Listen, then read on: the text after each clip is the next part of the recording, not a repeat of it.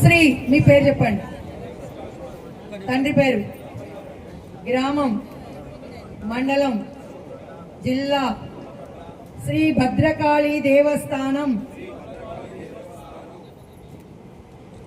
యొక్క ధర్మకర్తగా నా విధులను నిర్వర్తింపవలసి వచ్చినప్పుడు తప్ప నాకు విదితమైన లేక నాకై పర్యవేక్షించబడిన ఏ విధమైన తత్సంబంధమైన దేవాలయ పరిపాలనా రహస్యములు ప్రత్యేకముగా గాని పరోక్షముగా గాని ఇతరులకు వెల్లడించనని ఇందు మూలముగా భద్రకాళి అమ్మ సాక్షిగా ప్రమాణం చేస్తున్నాను.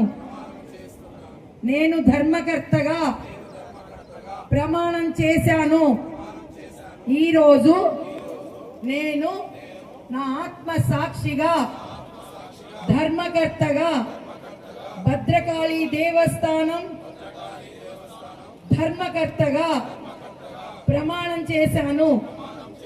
అమ్మవారికి పరిపూర్ణ ఆత్మపూర్వక నమస్కారాలు తెలియజేస్తున్నాను.